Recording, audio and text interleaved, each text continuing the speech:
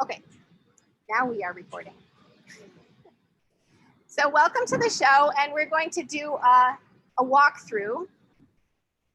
And I have a cam hooked up to the laptop, and we're going to try it out. And if it doesn't work, we'll try something else out. But right now, I'm going to switch to the webcam. Okay. Is that good, everyone? Thumbs up? Good. Okay, so now we're going to go in.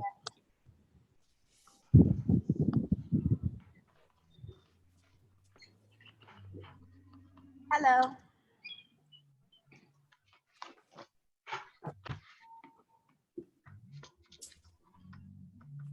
All right, and now we're entering the gallery.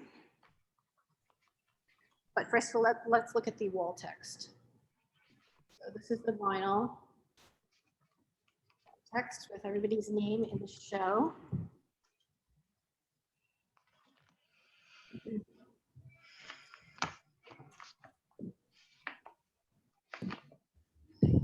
And this is an installation, photo installation by Allison Hunter.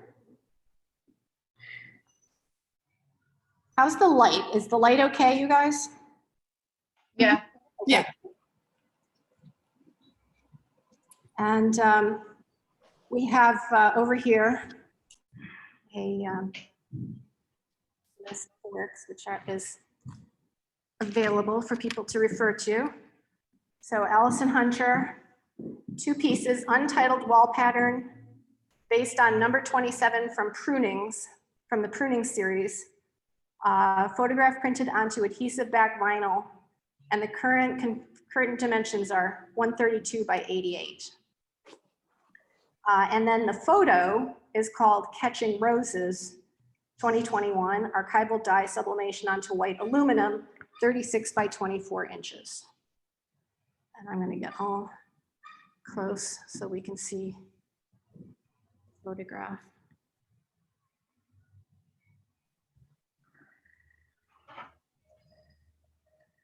Okay.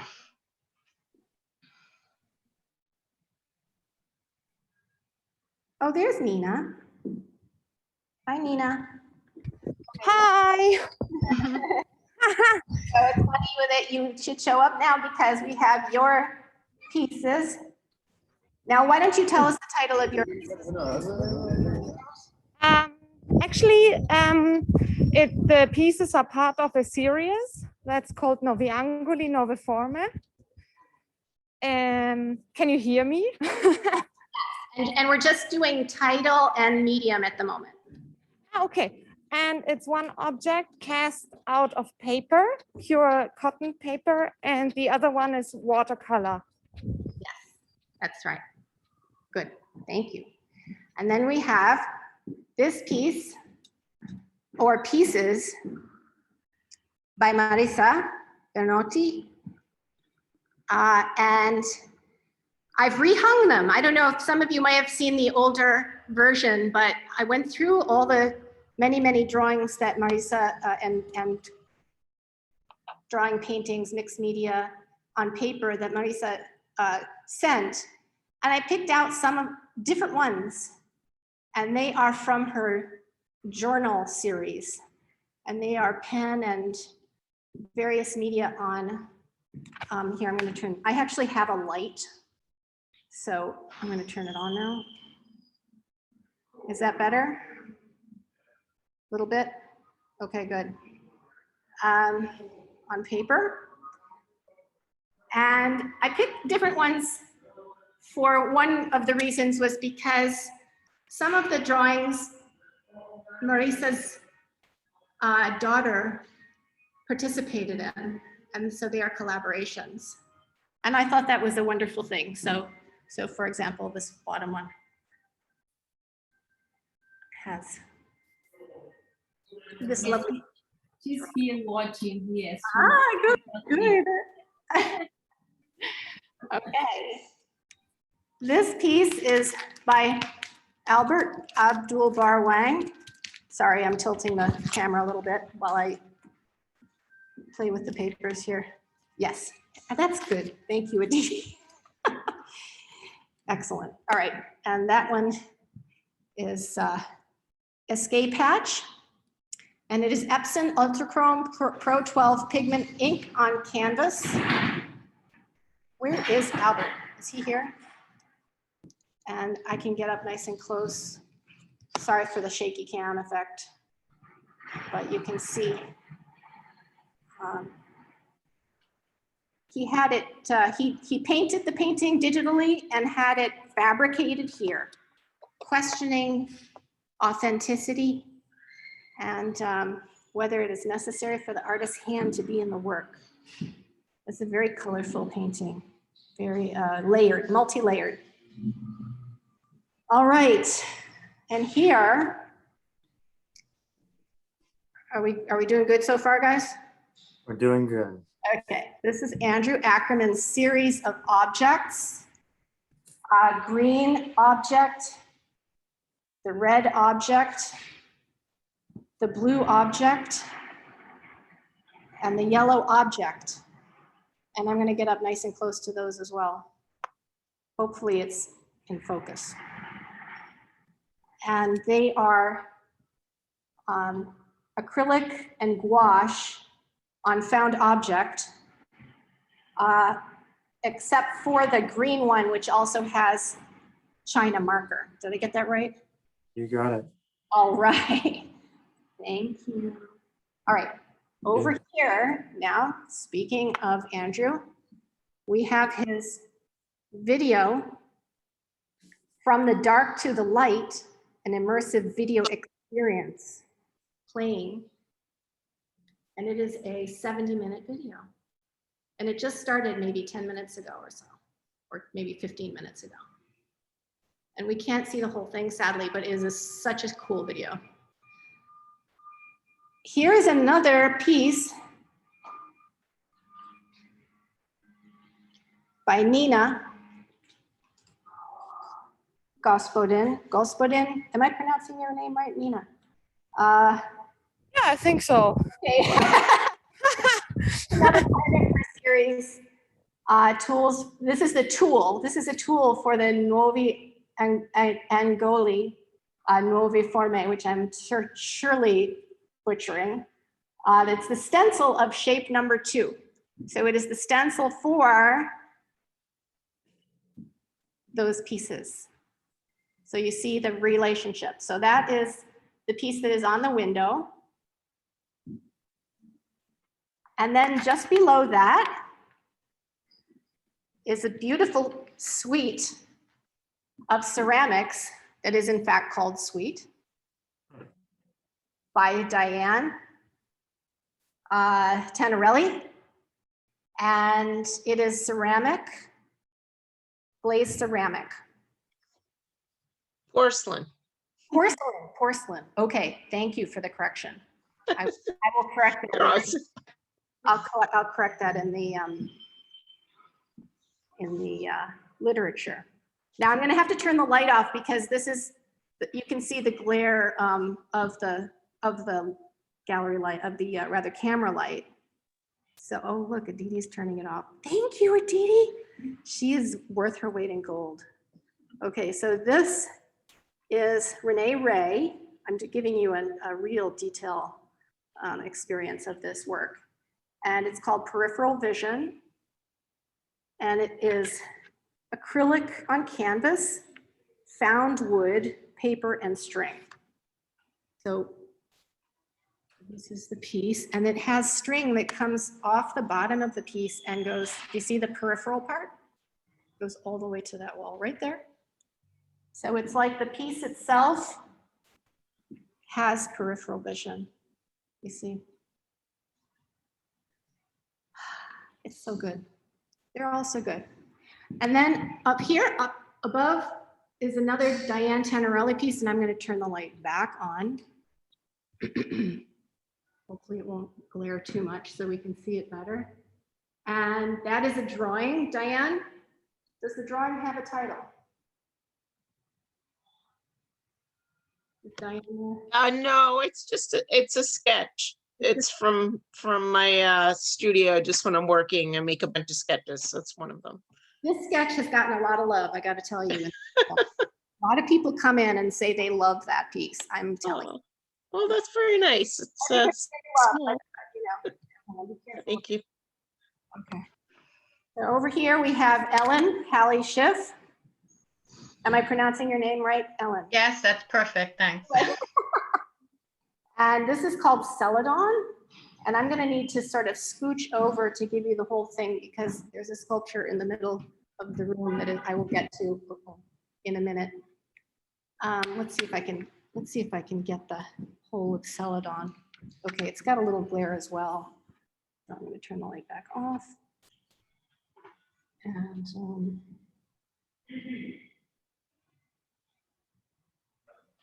that is oil on canvas. It's 48 inches square.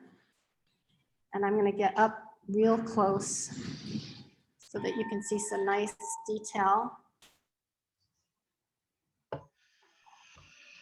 Is it very dark? Is the picture dark? No, it's good. I think it's good. Okay, good.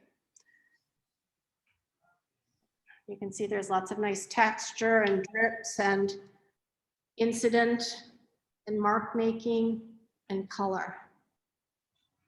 Wouldn't you love to own that piece? I know I would.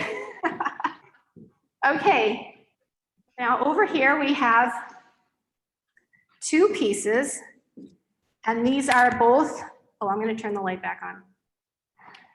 These are both handbags.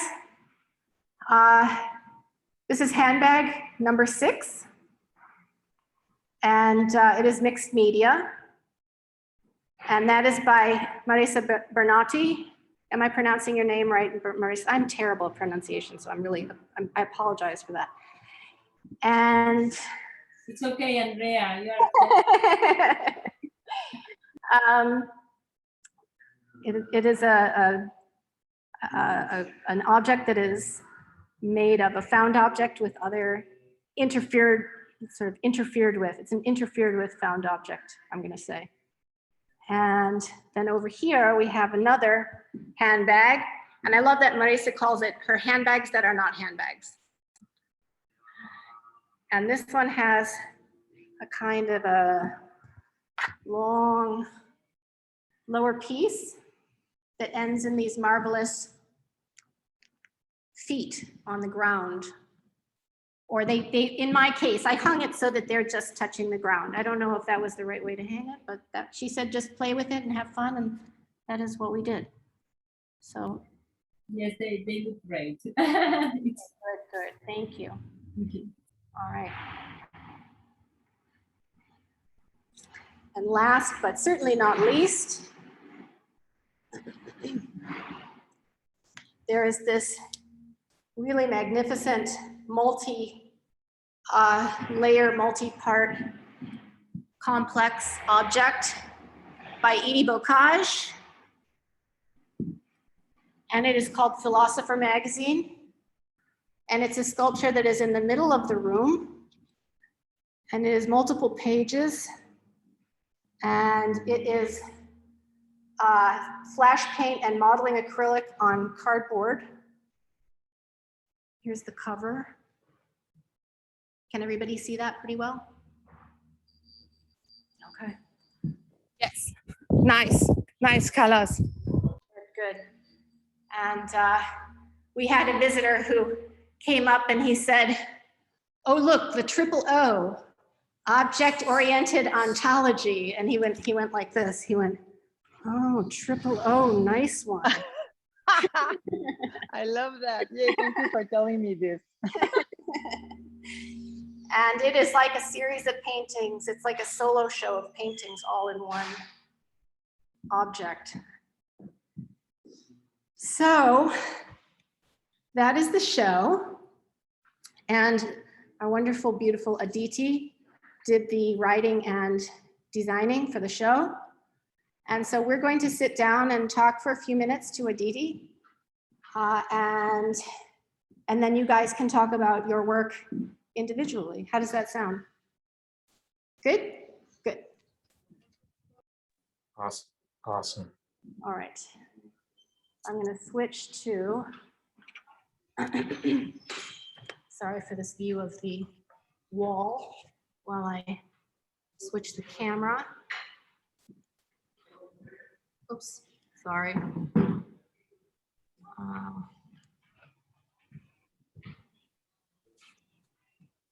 Okay. Now I'm going to take the camera off.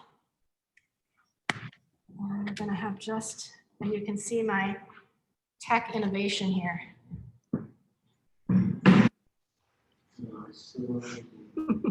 That's the GoPro. And just give us 1 second and we will sit down. Oh, look at that. Lovely. Okay, so how are we doing for time? We are 3:22, perfect.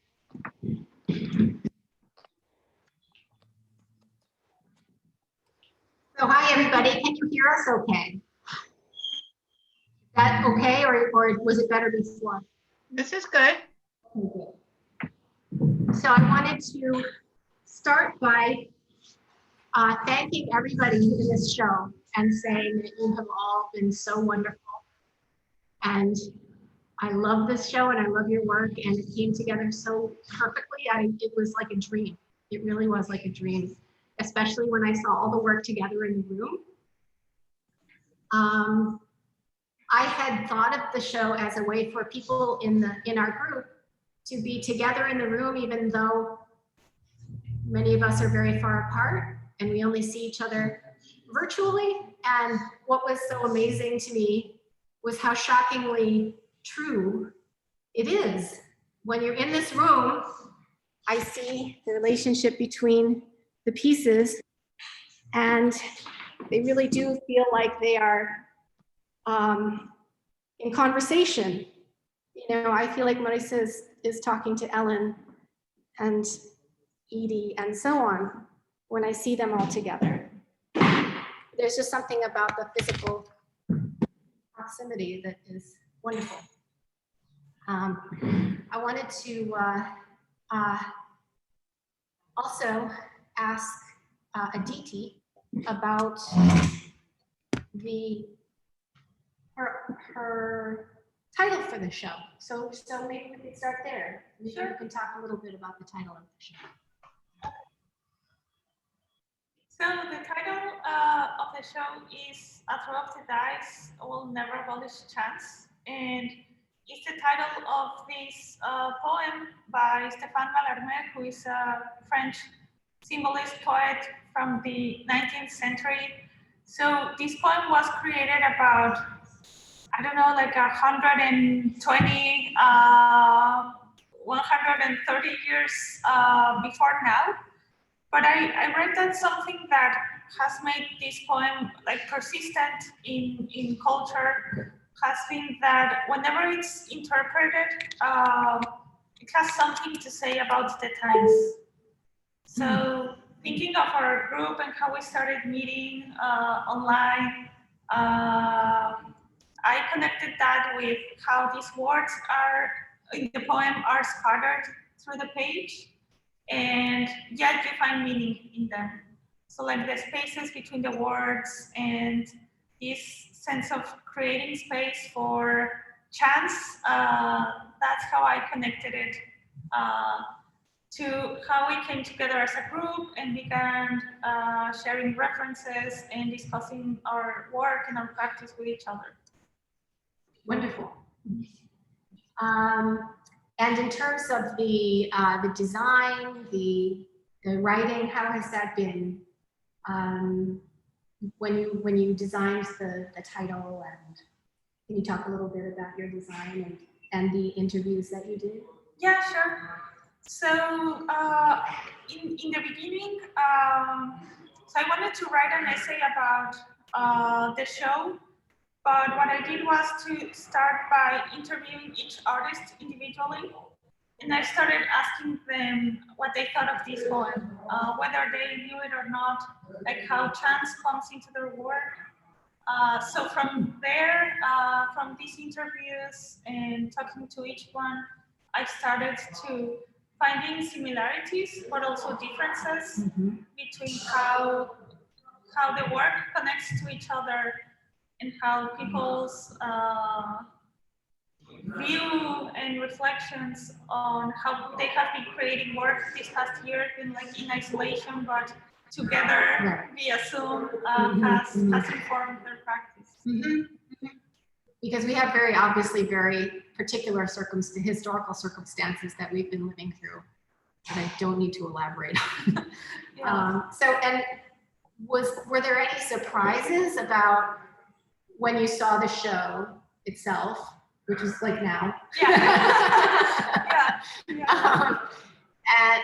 Were you surprised? Did it just reinforce what you had thought? What was your impression? Or did it align with your expectations, or did you notice anything different than what you expected?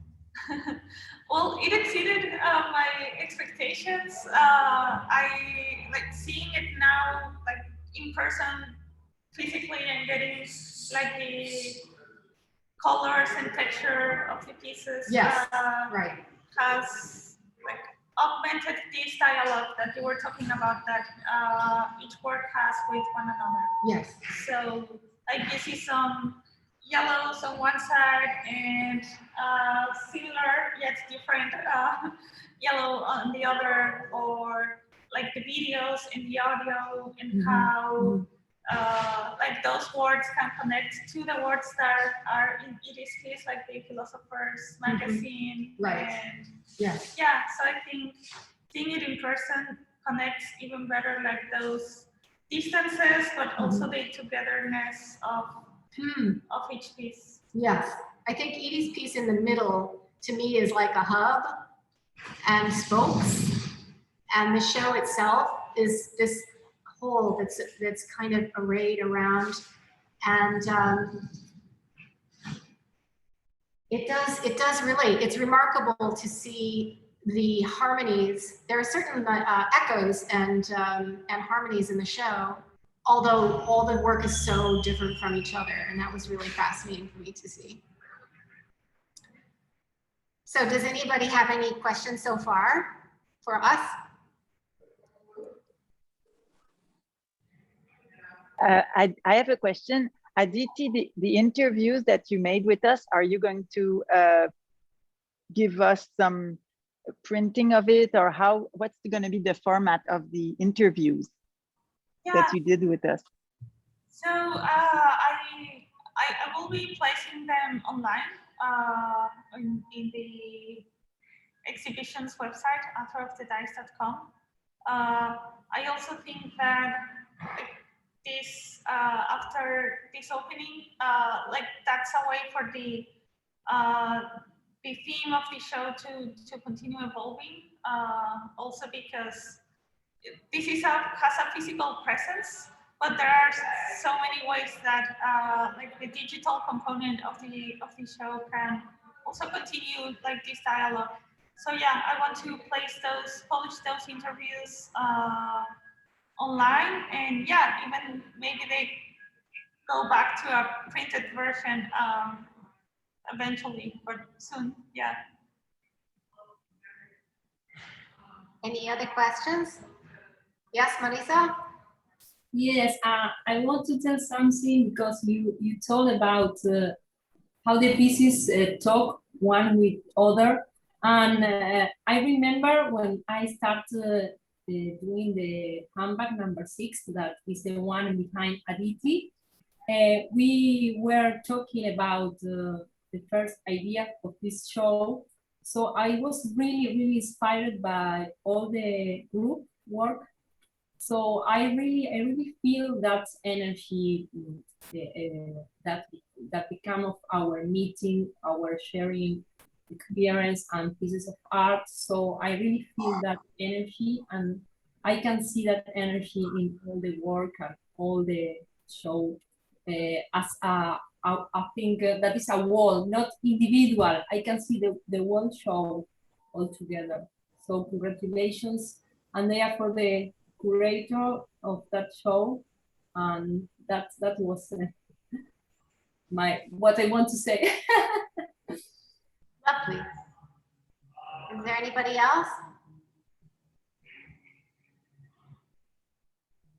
Okay, what I would like to do is to start going around the room and ask the artists themselves to talk a little bit about the work. How's that sound? Good.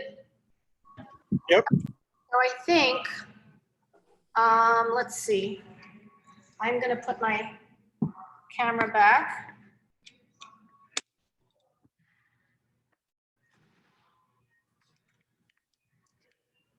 One moment while I switch it to, oops,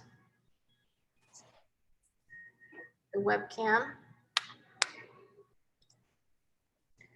So why don't we start with Renee Ray, since we're right here. Renee, would you like to talk a little bit about this piece? Sure. Thank you. Hi, everybody.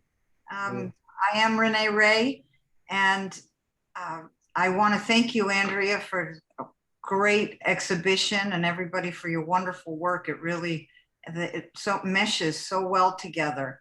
It's really beautiful, and I can't wait to get inside to see it.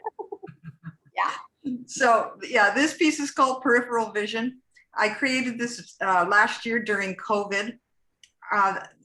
In that period, I really developed a new appreciation and relationship with nature, going out and foraging for different pieces of wood in my neighborhood. I needed those walks to help me get through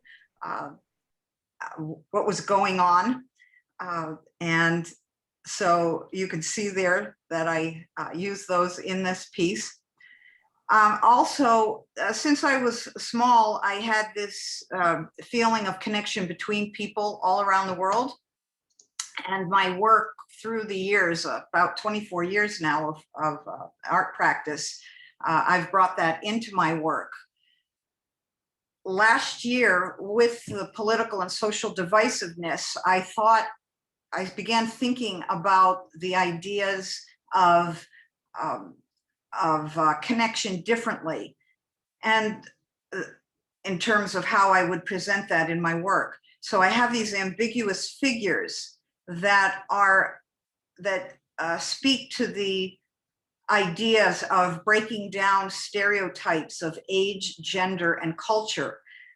I believe that we are all one, we're all here for a reason, and that there is this really strong need for solidarity and unity among all of us. So that's what those images are.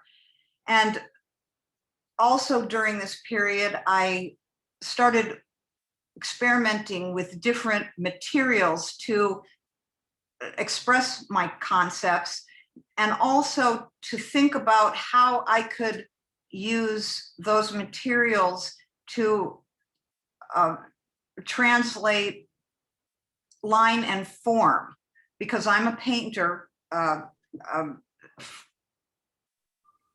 Well, I started out as a painter and now going into mixed media and assemblage and installation. So as I said, I started thinking about using other materials in place of painting to create line and form. So that's, yeah, so those are the ideas that are in my work. Great. Does anybody have any questions for Renee about her work? When I got to know Renee, she was doing mainly large scale paintings. So it was really interesting to see and gratifying to see her moving, and exciting to see her moving into this new medium and combination of mediums. And she's continuing to push and explore these ideas, but you've incorporated the painting into this installation work. And it's hard to incorporate painting into installation. And I think you've done it very successfully here. Thank you. Diane, would you like to talk about your drawing? And I think we can do both the drawing and the Sure. objects. Do you want to talk about the drawing? Do you want to talk about? Yeah. Okay. Well, I mean, it's just very briefly, it's part of the process when I'm working. I look through books, history books, at ceramics. I have ideas in my head. And I'll start making sketches. Then I begin making things in clay, and then I'll go back and make more sketches. So they play off of each other. With this particular one, I sort of had the idea of a pressure cooker when I was making it, just because of the process. This is very sort of basic in general, the idea, because of heat in the kiln goes up to about 2100 degrees. So when clay is wet, there's bacteria in it that creates the elasticity, so on and so forth. So it's basically alive. And then you put it in the kiln. Sorry, my dog's barking. And it goes through this process to reach 2100 degrees, and then the cooling down. And it sort of melts and then solidifies. It becomes vitrified. And so that's the relationship to the work sketch. So the sketch, I notice, has these loops that are similar to the Yes. loops on your porcelain piece here. I mean, Yeah, so I'll take elements. I have my sketches all over my studio. And when I'm working, I'll begin on the wheel throwing, and then I remove it from the wheel and I start hand building and adding decoration. And I refer to sketches while I'm working for inspiration for different ideas. we're going to talk about the title suite.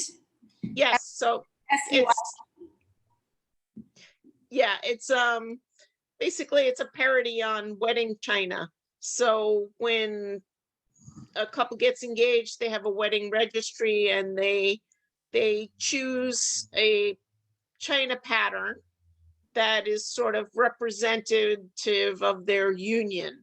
And a lot of people take it very seriously, and I'm really curious and interested in china patterns, don't get me wrong, but just based on my own experiences about tradition and what happens during marriage, these works seemed like a sort of a funny nod to the mishaps and the flaws and the non-traditional sort of reality of marriage. And so that's why it's called Sweet. Yeah. Cool. Thank you. Does anybody have questions for Diane in her process or her meaning of her work? Yes. Diane, why do you use porcelain? A good question, and I should have talked about that. Basically for two reasons. I simply really like working with porcelain. I like the elasticity and the creaminess, the way it feels and the way color comes out on it. But also because porcelain is normally used for fine china. And what I'm doing is sort of the polar opposite of fine china. So I like pushing the boundaries of porcelain and forcing it into a more clumsy sort of more rustic handling. Yeah, I mean, for people who don't know, it's like a lot harder to work with. It's much more technically difficult, and for you to do that with it is really cool. It's like, I don't know, just kind of a interesting twist on that. Yeah. Thank you. Any other questions for Diane? Okay, I think now since Andrew's video is currently playing, and I don't know when it's going to be switching over to Edie's, let's talk about Andrew. Let's move on to Andrew. And Andrew, why don't you tell us about these objects and your video, and you can, which now is on the red object, I think. Yes, it is. And there is audio, and let's see if I can. The audio playing. Or as I say in the video, behold the red object. Behold the red. Oh, there's the blue object is now, so we're going fast. Okay, so here comes the blue object. Here it comes. It's coming towards us. It's coming towards. Like in space. Okay, So, there's water. okay, so let's see. I'll say hello and welcome. I'm artist Andrew Ackerman, and you've just entered Andrew's art wall. I'm a multimedia artist, Brooklyn born, West Palm Beach based. And my project in our show is on the video screen. It's called From the Dark to the Light, an immersive video experience. It's a rock and roll spiritual hybrid. It's a multi-level project combining painting, poetry, performance, sound, and video animation. It's my intention for the experiencers of the project to feel like they're front row at a rock concert, but simultaneously feel as if they can reflect and really feel what they're experiencing and sensing with the work.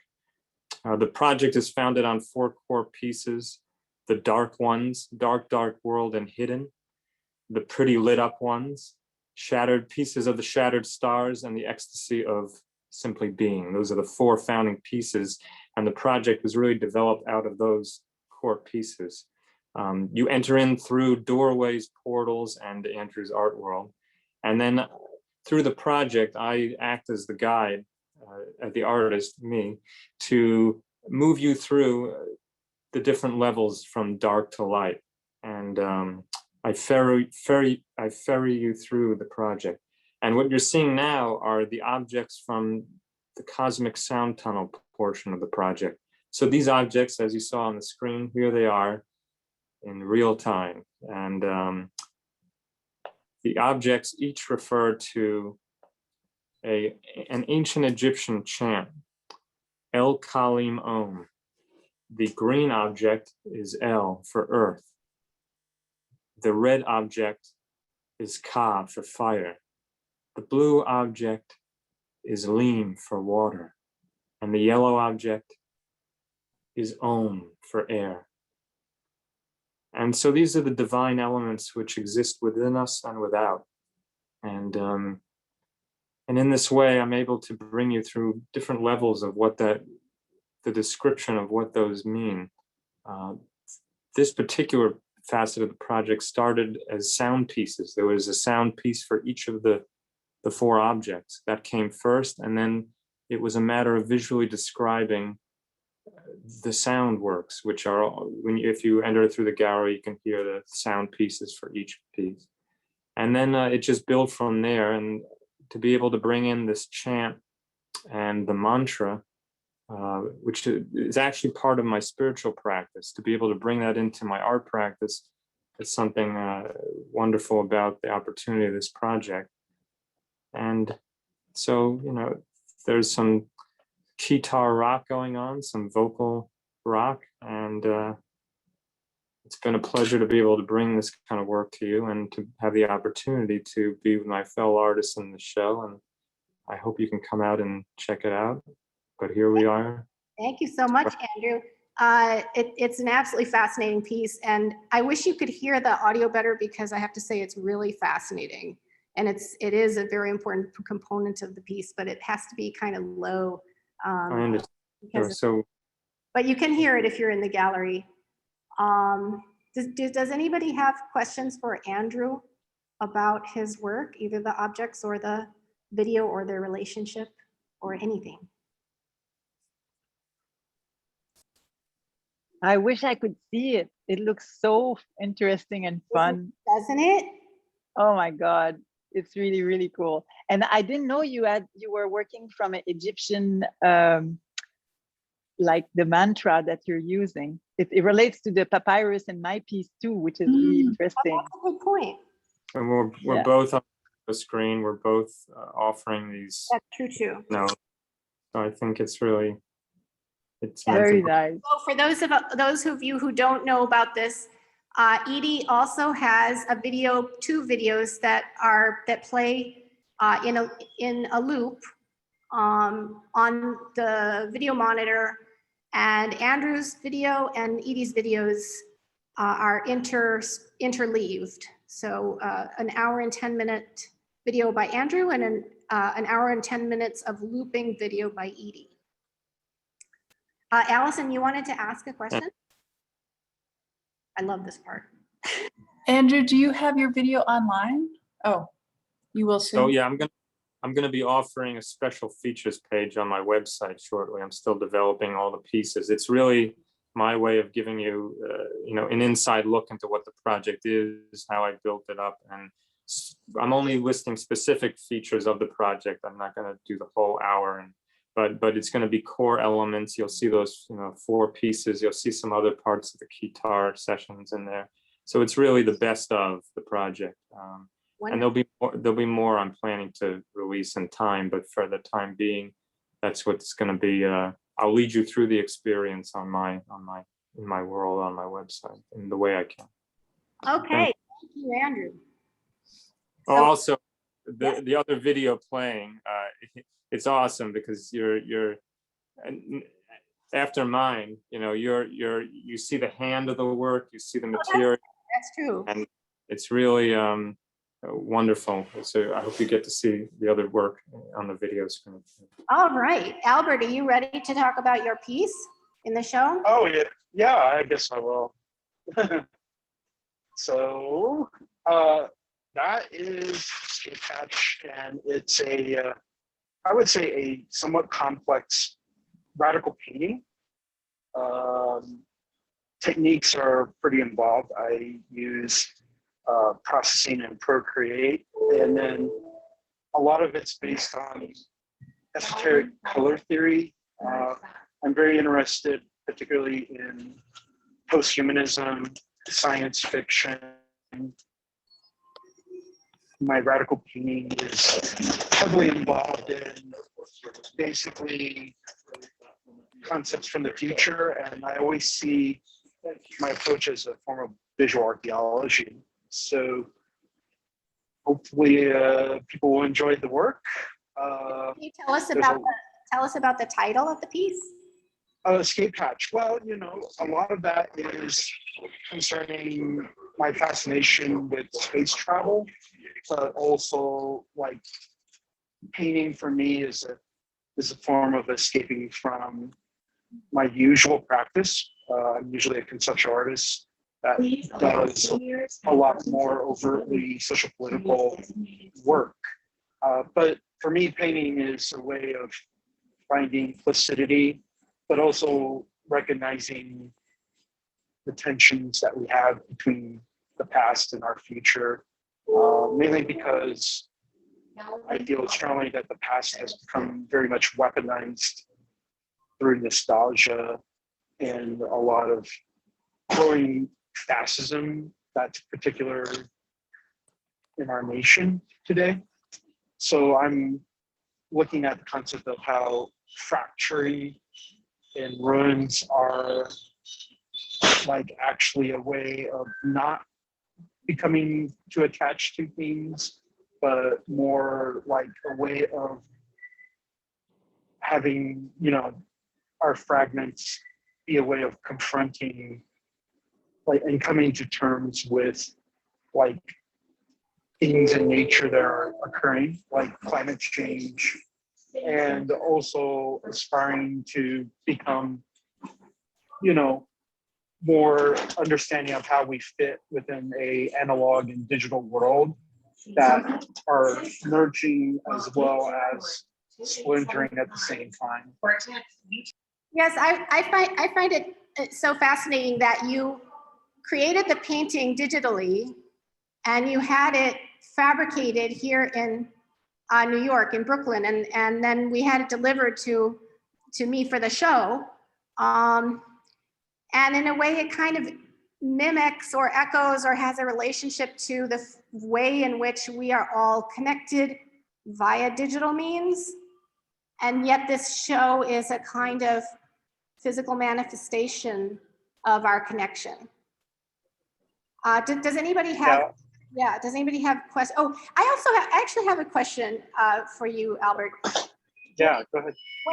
Whenever somebody does a painting, I feel that painting is very weighted with a great deal of history and you could say baggage. How do you see yourself in relation to that? I mean, well, in like 30 seconds or less. Well, painting has become weaponized now. Yeah. I mean, we're looking at how visual language is now being legislated. And I have a very firm distaste for neoclassicism, and it's getting more and more. I mean, obviously, I'm doing a lot of research currently for my honors thesis about the connection between neoclassicism and Nazi and actually fascist American like visual styles, which are trying to resurrect that currently. So my painting is a reaction against that. But what's really interesting is, you know, back in the early 20th century, like Mussolini loved radical like artwork. I mean, that's what futurism was about. Right, sure. Yeah, and it's like, well, I'm in a very difficult position, you know? It's like, and for me, I just want to be in that ambiguous liminal space of the analog and the digital. And my painting practice is very heavily involved in that. You know, I'm starting to incorporate artificial intelligence into painting. And for me, I want to do that because that way it resists both commodification and codification, which I feel is very heavily tied to neoclassicism. And I just want to resist that. So my painting does really tie a lot to my conceptual practices that aren't painting, but they're still tied into that. Thank you, Albert. Yeah, thanks. And also, you know, a side note, it's a good excuse to have pink. I like that color. So anyway. Yeah, absolutely. Okay, so we're going to move on to Marissa's pieces. We have this beautiful series of drawings that were selected from many that she sent me. And as I said, I chose some of these. I'm going to say first that I chose the drawings that her daughter did with her in collaboration, in part because I thought it reflected something about the time that we live in and the isolation and the way that people were making, you know, getting by relying on family, the closeness of people in our lives and people we lived with. And I thought it was very delightful that I think it just speaks to the way that we coped, the way that we got through this difficult time. So I thought I would just add that before Marissa starts talking about her work. But so we have those drawings and then these two handbags that I love, she calls handbags that are not handbags. So Marissa, do you want to talk about the drawings or the handbags or both? Or? Okay. Hey, hello, my name is Marisa Danotti. I am from Uruguay, America, and my city here is Dolores. Well, I like to explore the strong contrast between what others want to see in us and what we really are, what we really know about ourselves. So I understand that others have preconceptions about us, and even when we explain our true nature, they continue to impose their perception. So the journal drawings are a series about myself. Journal since 17 years old. So in these journals, I grab out what I must to do. But I realized some time ago that what I had been drawing, characters, abstractions, animals, houses, were all part of an absolute world that exists in my imagination. So this helped me to recognize that I had not only always wanted to be an artist, but that I had actually always been an artist. And my journal was where I made my artwork. So my studio practice now include the imaginary from all different years. So I scan page from different years of different journals, and I paint them markers, different kind of markers. And Andrea said, I started this work last year from isolation. So I was working in this with my daughters around, and they intervene as well because they asked me to be part of this. So we use to draw together or in the table. And well, yeah, at the same time, I developed the series called handbags that are not handbags. In this work, the handbags are deconstructed and reinvented with paint and sculptural additions. Like the journal drawings, they address the difference between the way others see us and the way we feel inside. With the handbag, I want to make the viewer feel uncomfortable because they see a bag, but it does not function anymore as a bag. My process in the handbag is really experimental. I really enjoy doing this because I explore, I try with elements that I found at my home. Also, I use paper, maybe that they are used, and all elements that I can find, I can try on the handbags. So this is a really this is stress way to work in the handbag. Well, that is it is.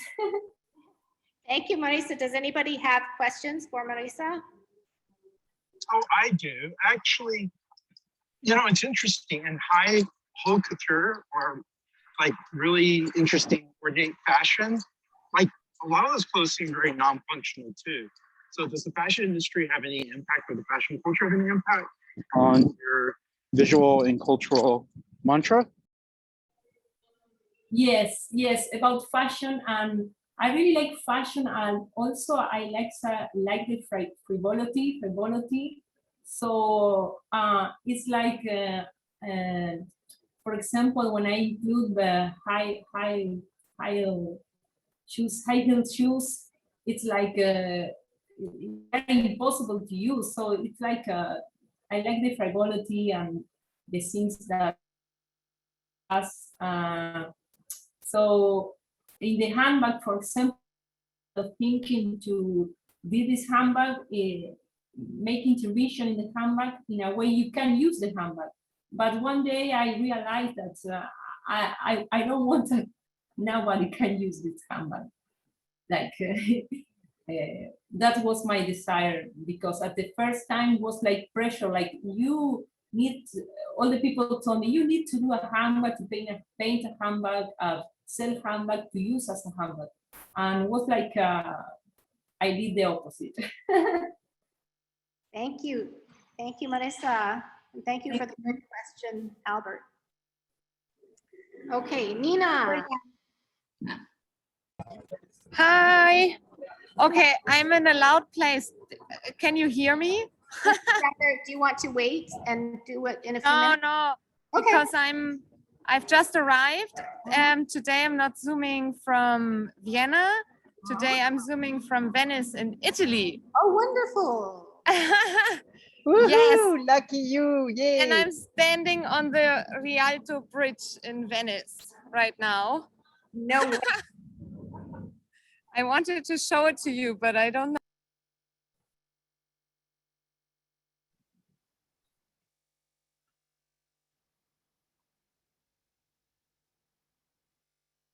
Nina, you're muted, I think. Okay, there you go. Yeah, I think it muted me. Okay, and actually the origin of this series that you are seeing happened here in Venice. That's why it's called, the series is called Nuovi Angoli, Nuove Forme, New Angles and New Forms. And when I came here in 2018, I developed a stencil technique. It consists of 16 shapes that I created here in Venice. And from these 16 shapes, I started to create stencils. One of them is there on display.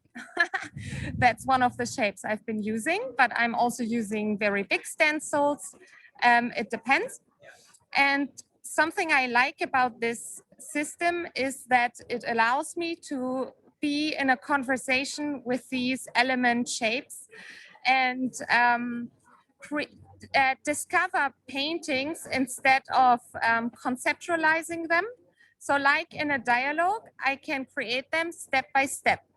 And it's like a love-hate relationship. So I'm confined through these forms, and I try to expand them and dissolve these limitations they give me again and again. And that's like the series Novi Angoli, Nove Forme. So for example, in this painting, you can see the ultramarine blue shape, and on top of it, there is a lime yellow shape. And here, for example, something I liked was I painted it during a very long lockdown in 2021 in Vienna. And to me, the lemon yellow helps the shape to get out into the room, right? Because it shines out. And with the ultramarine and the repetition, there happens a sort of movement. So in a way, this is, for example, one approach where how I try to be in a conversation with my stencil shape that is very fixed. And yes. And in the other one, the object that you can see, there I expand the painting. So first I just have the 2 dimensions, then I have the shape which folds into the 3rd dimension, but I also move into the 3rd dimension by creating this, casting the paper shape. And this gives me a new materiality that I can work with in future steps. So that is an open process that had its origin right here in Venice and has kept me busy for the last few years, both in Venice and Vienna. Yeah, I think that's it for now. Tina. Thank you. Thank you for bringing us along to Venice. That's wonderful. Does anybody have questions for Nina? Do the shapes relate to like mapping? They look like a city map.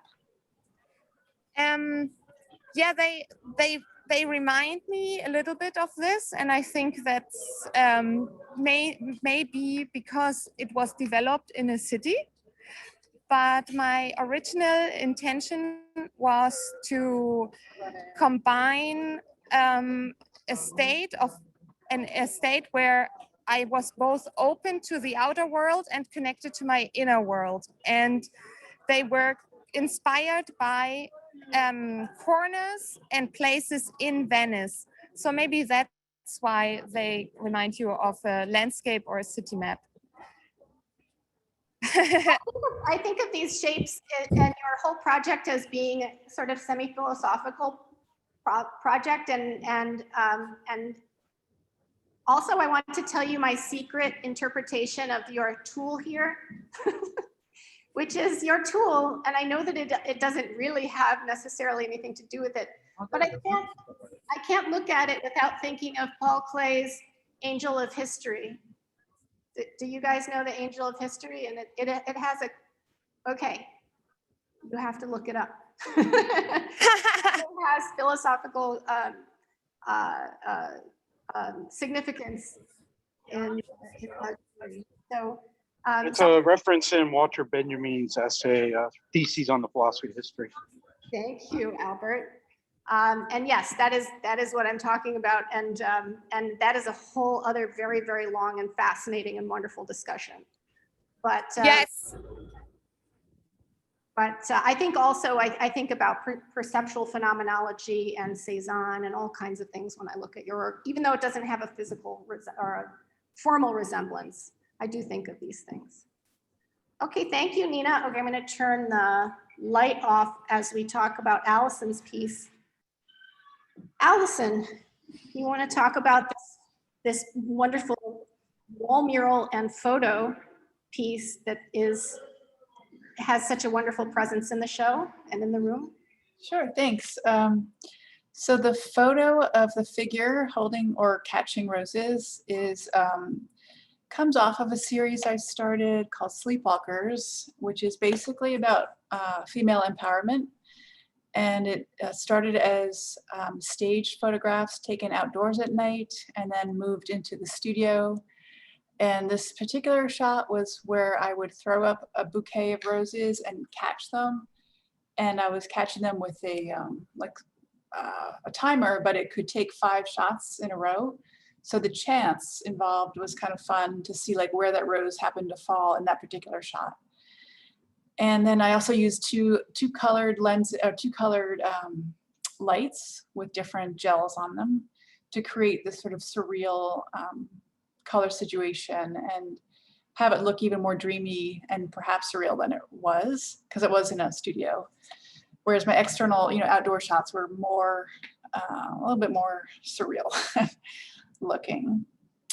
And then the piece behind it is based on another series that I started when we went into lockdown, and the only thing I had around me was this, balcony with some plants on it.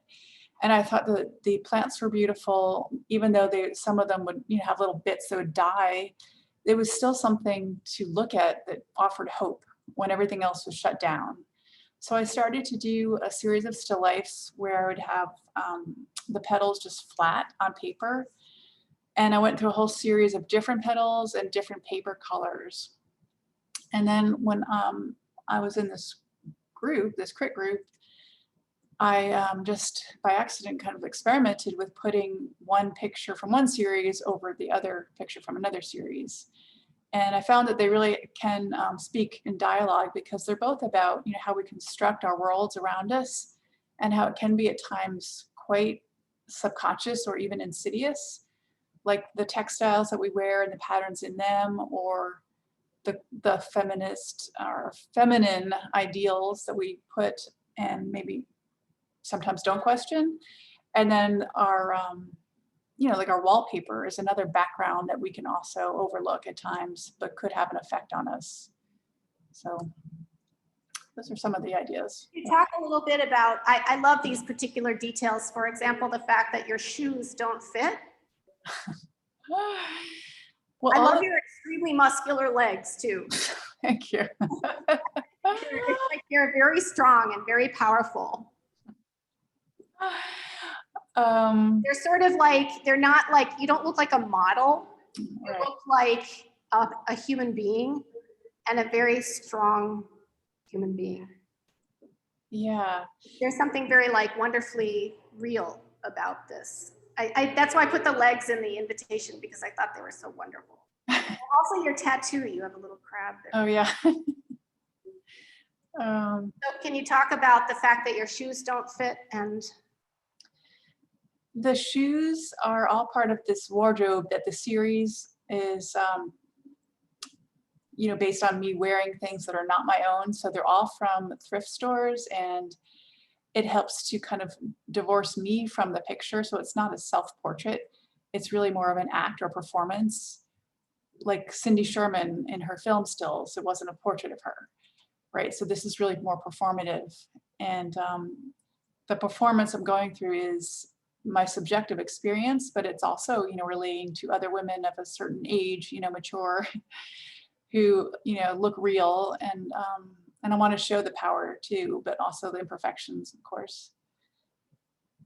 So. thank you. Any questions for Allison about this piece? Or pieces, I guess I should say. I wanted to mention that there was something that Marissa said that relates to this so well. That Marissa, what you said about the handbags or something about us, they're fashion and they're meant to sort of portray us in a certain way, and yet you kind of, you like took over them and made them more. I don't know. What do you think? Yes, I think it's like to talk about fashion, but in a revealing way, maybe, no? Like it's a preconcept too. I think we want to go out for that preconceptions. Yeah. Yes. Like high heels, those heels in particular are very strange. I don't know if it's hard to see them in that shot, but they're really kind of cool, but they're also really uncomfortable. But they have like this jagged edge on the heel. They're almost like weapons, like Albert, when you say weaponizing, I just think that's kind of interesting I language. totally agree, because it's like, yeah, I think it's a really good preconception, because it's like, yes, it's beautiful, we must use, but it's impossible. Right. Yes, it's like to rethink the things, and it's fashion, good way or not, or whatever you do, it's okay if you want fashion, but if you do, I don't know, but I think that's the concept around that. Yeah, I Um, think it's sort of ideas. Can I just say anything about your shoes? I also explored this concept a little bit at one point, and I just love the contradiction of kind of the aggressiveness of your shoes, and then these flowers that are the opposite of that in the same image. And of course, you in there as well.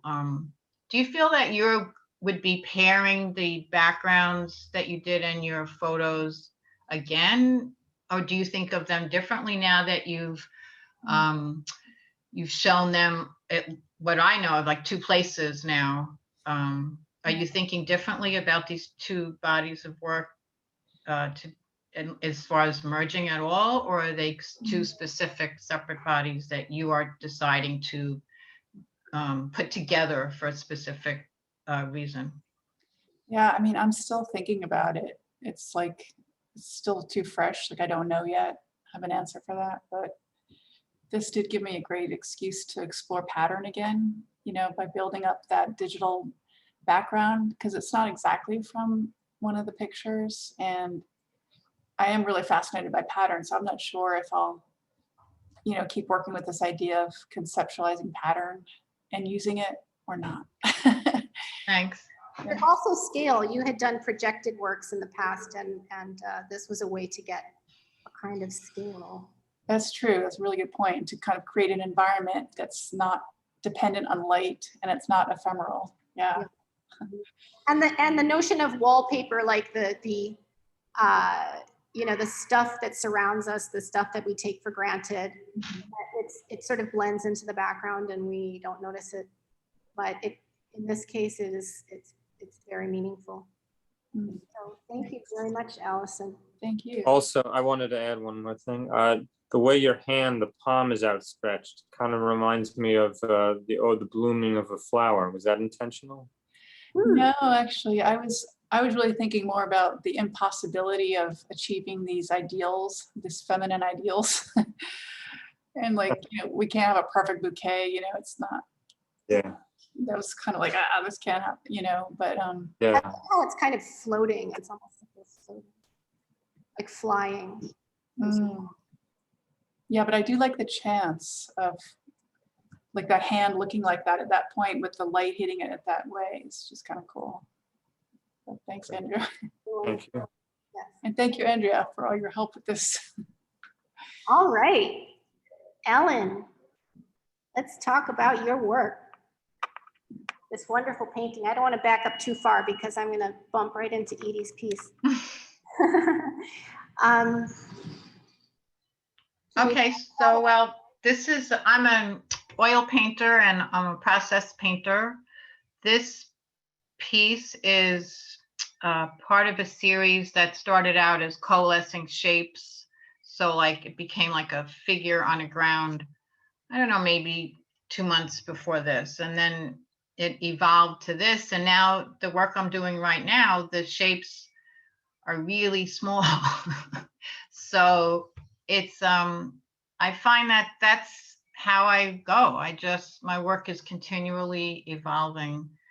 But I do love the paint. I love the materiality of the paint. I love trying to make the paint move or ooze, or I love how it dries and it just sits there. What else can I say about this piece? It's called Celadon because I think when I was painting it, it wasn't really yellow. It had a little green in it. So I called it that.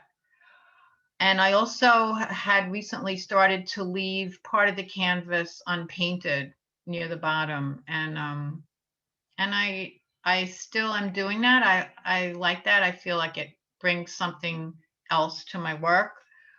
And I do enjoy the process of the painting. I think Andrew and I were talking about this, and I had at the reception, and I mentioned that in order for me to not think too much and let some kind of new ideas in, I really try to paint quickly. And then I think, Andrew, you said something like, well, then yes, so someone who paints normally quickly would want to paint slowly just to get something that, like, the difference in there in order to get more involved in what you're doing. If I can if that's correct, I don't know. Yeah, that's okay. So in the yellow, I hadn't done yellow before in this series. And the yellow, I just feel like yellow was a color for some reason. In the latter part of the pandemic, I was seeing it and feeling like it was important. And then I think when Andrea, when you put this on the, like an idea of what it would look like, I said, oh, this was perfect, because I really related to the yellow in Diane's pieces. And there's just something about a lot of the work in this show that it all seems to relate to each other. And Andrew, you did such a great job of curating it. And I'm just really loving the fact of the actual objects here and how they are they in conversation with one another. It's just such a joy to see and be there, and I hope to be there again. Yes. And also compared to us, on a screen, so it's really just something very wonderful and very special to be exhibiting in this group. And I just love the fact how everything seems to work with everything else. So thank you, everybody. It's been great. Thank you. Does anybody have questions for Ellen and her work, her process, her thinking, her imagery? Yeah, I appreciate the variety of the texture and the willingness to offer these different contrasting texture types, the very, what seems solidified, but maybe more cloud-like, and then these drips that you have that are just, that bring me to the kind of feel of the best of what abstract expressionism had to offer. And you're really playing with all these different levels of it. And I think it'll be great to see what you come up with next too. It's great. Thank you. Thank you. Thanks a lot. I really appreciate that. Ellen, I have a question for you, and that has to do with the working with a square, which I find to be very challenging. Compositionally, a square can be a difficult form because it's so symmetrical, but you've done something so wonderful with it. Can you talk about working with the square? Oh yeah, thanks. Actually, working with the square for me is new. I think only in the last maybe year or two years maybe. I was working with the rectangle for about, I don't know, 15 years. And that was good for when I did it, because I went through a figurative period and the rectangle was, it was almost my size, and there was a figurative quality to the rectangle. But the square started to appeal to me because it suddenly seemed like more abstract. It seemed like the most abstract shape that I could paint on, and it was a challenge. So, and now I really enjoy painting on the square. And it's funny how something like, a shape will make such a difference, but I really enjoy it. I find it challenging and very, it sounds silly, but I find it very, very gratifying to paint on a square. So I have one other question that has to do with the imagery, and that is, as a painter, I look at a lot of paintings and I look at a lot of abstract paintings. And very frequently abstraction has its roots in other genres of representation, such as landscape, still life, interior, etc. And so I was wondering if you think in these terms about your abstraction, or if you think of them in sort of purely non-objective terms. I think of these in non-objective terms, and I'm glad to be in this place. I think in the last year, my work, it had a very landscape type quality, and I became pretty dissatisfied with seeing it that way. It's very intentional for me to just do these shapes that could be anything and could be nothing. So for me, it's non-objective, and I'm enjoying the ambiguity of them. So I guess that's Yes, it's open to interpretation. There's plenty of space for the viewer to bring our own meaning. exactly. I have to say it's very joyous, and for me, it's a very joyous. Oh, And, thank you. And I love the space, and I do really love. I love the. I love the color, of course. I love the color, and the unpainted canvas, I think, is really, it gives a kind of depth and dimensionality to the painting, and I do appreciate that. So, Thanks. I really appreciate your comments. Thank you. okay, so up on the video monitor right now, we have Aditi Bokaj. One of her videos, she has two videos. Edie, which one is this one? This one is the second one called, it's called Carbon Ice Watercolor. And both videos, I decided to address a concern that I have while I'm working in the studio. I'm using charcoal, and I realized that charcoal is the same as carbon. And I was thinking about global warming, and especially the melting permafrost in Russia, because it made the news with the discovery of mammoths recently, because the permafrost is really melting currently. And I'm very, very concerned about this. And I feel like nobody's talking about this very much. And it stays into the realm of scientists saying little snippet of information on BBC News, but then not much is happening. And I feel kind of a conflict between the fact that I'm working in my studio and I'm drawing and I'm having fun, and then this is going on at the same time. So I decided to do a video that situates me exactly in the middle of that like dilemma. And so I decided to conflate the two things, which is the practice of drawing and doing watercolors, and also playing with ice. And this is the melting permafrost in Iceland, actually. This is the end of the, this is the end of the first one. And this is my little hero figure that's flying around. Maybe he's my consciousness looking over the melting permafrost that reminds me of what's going on over there. So this character comes in the two videos. So there's two videos, one is 4 minutes and one is 7 minutes. And they both reflect on this, So this one is carbon ice watercolor. So this is the second one. And in this one, I started experimenting with the drawing directly on the imagery, which is in this one about ice and water and watercolor. So in both videos, I have real-time drawing. And in this one, I switched to watercolor and pencil drawings. And they're interspersed the same way with the visual of this one with iceberg, people snorkeling underwater, and also melting permafrost.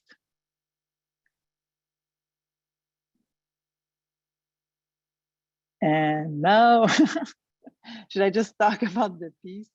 So basically, this is the book I called the Philosopher Magazine, and it's a cardboard book that I started at SVA last summer when I did the residency, and it stayed white for a long time until I took a second class. This is the page 2 and 3 of the book that relates to global warming. And actually the little cars are drawn on papyrus paper that I bought during a trip in Egypt years ago. And I'm making a relationship with civilization, our civilization, which is the cars, and papyrus, which is the Egyptian civilization, and ink, which is this is Chinese ink, Sumi ink.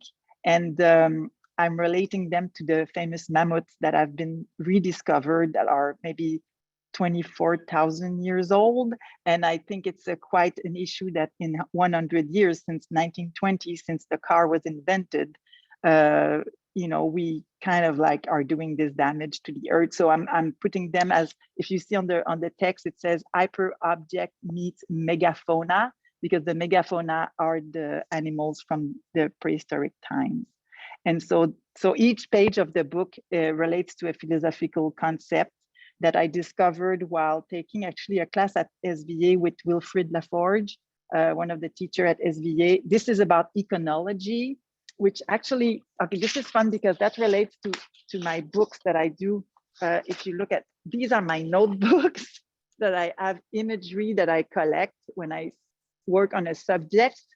And I showed those to Wilfrid while we were having a conversation, and he said, "Oh, this relates to Abby Warburg, which was an art historian from the 1920s, who did a big book called the Memnosim Atlas." Here, I'm going to post it here, and in the atlas, he referred to themes from history, from art history, from maybe I think it's from the Renaissance or before Middle Age, the Renaissance, where he realized there are some themes that were coming back, and he created these books with relational image.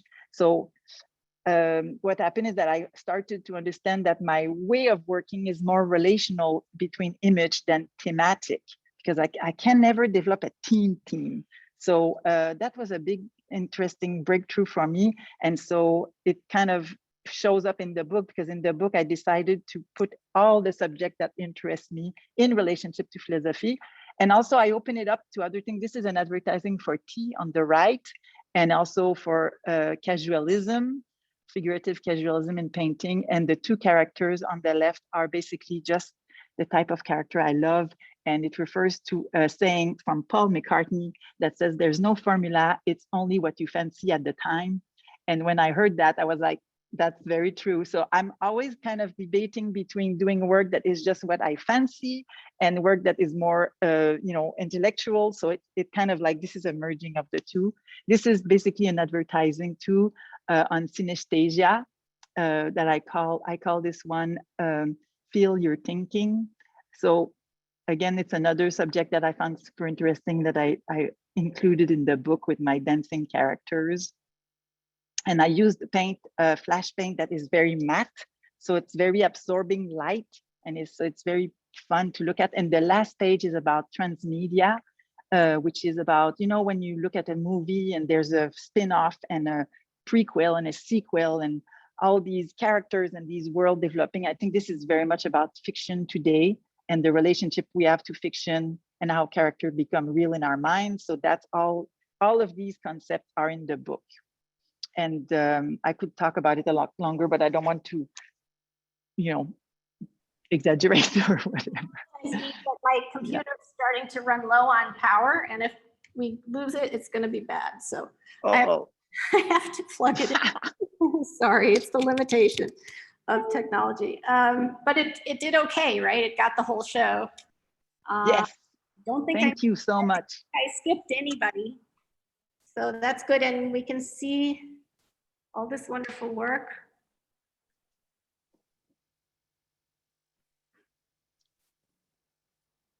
Thank you so much, Andrea, for doing this for us. And Will and Aditi, you were absolutely fantastic. Does anybody have a question for Edie about either the book? And I apologize, Edie, I can kind of like get up and move around a little bit with my cord attached. Yeah, it does give me some ability to walk around. I brought the long cord. So does anybody have questions for Edie about her video or the book, the magazine? Edie, have you worked with books before? No, it's the first. And I had no idea how different it was going to be. So it was quite an experience, because it's like I realized I just wanted to make image. I thought, oh, that's going to be fine. But then in the end, there's a content that's kind of almost implied. So it was a balancing act between the content and the imagery and what I was going to talk about. It was very super fun to do. And then I'm like, oh my gosh, this is like, there's so much I could do with this. Actually, each page could become a show. Right. It's great. It's great. Do you think you will do more books, or do you think this was one? I think I will do more books, and I think I will use different material for the books, maybe wood panels, and I also thought about doing slides, like very, very big slides that I would put in envelopes, like, you know, the way we used to have slides to send imagery, because I felt something interesting with the anachronistic value of a book or slides, or to represent something. I think something's very interesting in that. So yes, I gave me more ideas. And the video, do you see yourself doing more video too? Oh yes, I just loved it so much. It was really fun. I really approached it very kind of like I wasn't sure where I was going with it. So I just said, okay, I'm just gonna do straightforwardly what I'm thinking. And I was very surprised by the response, and also how it kind of said what I wanted to say. And I was very impressed with that. I don't know how that sounds, but I really enjoyed it. So now I'm thinking I have more videos actually on a relationship of people with their own narrative and reality and fiction. And always I want to really work, because I think it's a very good tool for the permafrost subject matter. So yes, I want to continue. It was really fun to do that. Any other questions for Edie, or comments about her work? Yeah. Edie, hi. I just want to, I was standing outside watching the video the other day, and I was it felt like alchemy, like magic, seeing you form those figures right before our eyes with that color. And it was really wonderful to see that. And when I see that figure flying through the landscape, it's just, there's humor there that it's just wonderful. I thank you for that extra added element to the work. Thank you. I appreciate that you say that, and that you see how it's humorous. I think it's important to keep a sense of humor in this subject matter, and actually I think it's a better way to talk about it than just being, you know, doom and gloom. So yeah, there it is. Thank you. It's so fascinating to see it with the city life happening outside, and such a built environment, and your kind of video poem about nature and creativity. And thank you. Yeah, it's really fun to see it in this context like that. It's very different. And so yes, exactly, it's fun. I saw there was a dog before walking by, and a person, and it makes it part of life. Yes, that's true. I really like that as an environment. The way you present the videos is really smart, also from outside. I also want to say about the book that it is so, I don't know if you can see this, but it is so super saturated and super dense pigment, intense color, and it's very striking. And I assume that's the paint, the medium that you're using, but it really does just glow. Thank you. Yes, actually, it was a device. I used the undercoat paint to make the color pop out even more. So the background, let's say the red that you see is made of orange and a pink on top of it. Or the blue is could be made of a brown with the blue on top. Like there's every piece of background has a two-tone color, and I think it really worked with flash. And also I made the page different so that you can when you walk around the book, it's like you're flipping the page because they're changing color. So it's really made to be walked around. And I love it in relation to the other work in the show. I'm so impressed with everybody's work. It's such a beautiful show. I think it is really the best group show I've ever been in. And it's absolutely amazing how our color palettes are just kind of complementing each other. And I don't know, it's like a multi-dimensional situation here. It's really amazing. Very impressive. I totally agree. Any last questions for anyone, Edie, or anybody in the show, or comments? I kind of want to just say that it was really I'm really happy that we were able to do this. And thank you so much to Andrea for organizing it. Thank you all to the artists for putting in the work for it. I did get like a little bit of a chill when I saw Nina's work sitting next to Albert's, and like Salt Lake City has just like touched Vienna, and like these two people who have never actually met in the same room are sitting next to each other, and it felt like really something special. And With Uruguay in the middle. well, then of course, with Maria Uruguay in the middle. Yeah, thank you. When you saw it, I had the work out and I was positioning it around the gallery. And it's true, Nina's work was right next to Albert's work. It was just an example of at a certain point being like, oh wow, all these artworks are representative of these people in like a real way, like with their, anyway. That was the idea. So I'm glad it comes across. Really.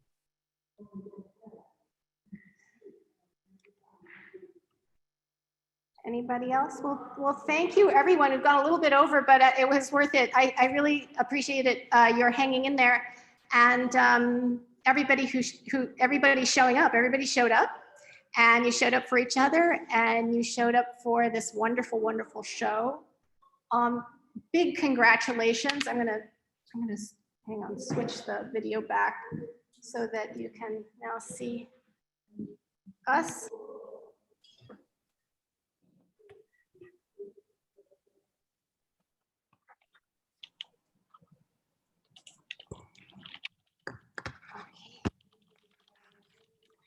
All right, I'll take the camera off.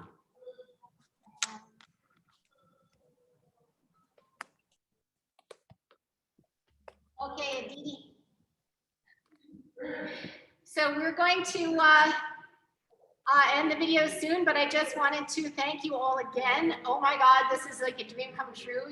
You really brought your best work to the show, and such incredible effort and creativity and patience. So thank you so much, and thanks for coming today. And thank you to the visitors who participated and watched and asked questions today during our video tour. Thank you so much. Fantastic. Thank you, Andrea. Yay! Thank you, Will. Thank you, Will. Thank you, Andrea. I'll be watch for an email. We're going to have a doodle poll. So watch for that email. It's coming very soon. Thank you, Andrea. Good trip. Safe trip home, Aditi. Yes. Yep. Thanks, Aditi and Andrea. Thank you for everything you've done. It's fantastic. Great show, everyone. Thank you so much. Thank you. Gracias. Muchas gracias.